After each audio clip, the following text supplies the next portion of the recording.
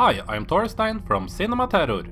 Let's go meet the horny robot Hector, who wants to get nasty with the beautiful Farrah Fawcett in the 1980 sci-fi film Saturn III. Saturn III takes place on the research station Saturn III, of course, where the scientist/couple Adam and Alex have been living in solace while trying to find an answer to the food shortage that are currently taking place on Earth due to overpopulation. Their world gets turned upside down when they get a visit from the mentally unstable Captain Benson, played by Harvey Keitel. Captain, Major, this is my partner.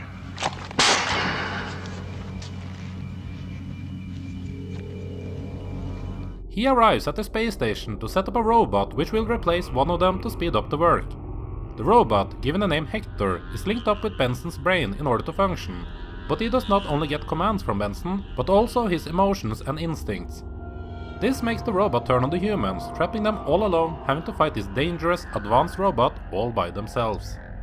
Saturn III can be explained as a combination between Demon Seed and Alien. It uses the Alone in Space setting from Alien and switches the monster from being the xenomorph into a robot that turns against its creators, and are able to have emotions like falling in love, but not the human complexity that makes you understand and respect why you can't always get what you lust after. It's a concept that is as relevant today in 2018 as it was back in 1980. In fact, it might even be more scary today when you think of how much technology has become a part of our daily lives. That being said, Saturn III never goes that deep as perhaps Demon Seed did, and it is absolutely not able to create the atmosphere of Alien. Instead it becomes its own thing, a film that is enjoyable but not able to stand out among its peers. It's a bit dated, even by its time, in that some of its choices makes it seem like a production that belonged back in the 60s. This is shown in the way Kirk Douglas and Farrah Fawcett handle their characters, as they are old school with elegance and class.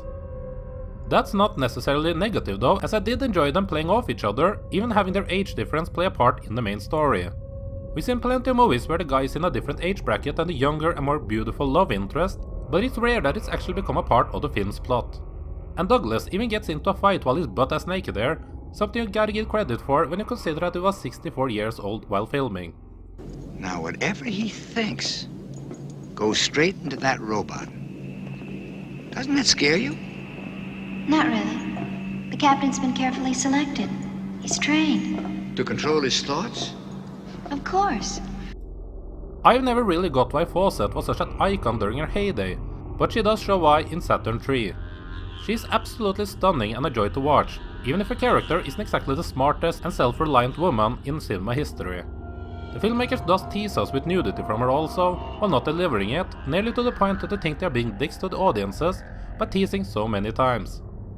Rounding out the cast, we get Harvey Keitel as Benson, and he plays the part nearly like an android, ironically being the least human out of the three, even he as the one that has lived the longest on planet Earth. He was actually overdubbed in the post-production due to director Stanley Donen disliking his Brooklyn accent, and the dubbing makes the character more intriguing and robot-like for me. I wish you would talk.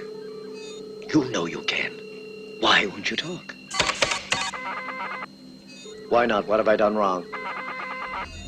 Keitel is fun to watch, and he gets some funny and creepy lines to work with. You have a great body. May I use it? I'm with the Major. For his personal consumption only? Yes. That's penally unsocial on Earth, you know that? The production design is quite good and impressive, but it also seems a bit too big for a space station that are only inhabited by 2 people. It looks like a set that was designed for a movie with a bit more action to it, which Saturn III does lack of. It would be hard to add more action to it though without having more people live there, which would take away from the threesome drama that goes on with a trio of characters. The main problem with Saturn III is the lack of understanding why Benson does what he does. The threat is there as it's needed for there to be a movie, but it doesn't make all that much sense or even feel interesting. The robot looks like Short Circuit on steroids, and while it does have a cool look, although a goofy looking head, it never becomes frightening as its power seems to be incoherent during the running time. Sometimes the thing can do highly advanced stuff, but then it's tricked by the silliest stuff possible. Saturn III might lack the action for the modern audience, but for those who don't mind a toned down sci-fi film that lets the actors take the forefront to entertain you, then Saturn III is not a bad choice at all. I highly enjoyed watching the 3 actors, and as such was able to not let the silly parts of the plot ruin the film. Saturn III is a good time, and I'm going to give it a nice score of 3.5 out of 5.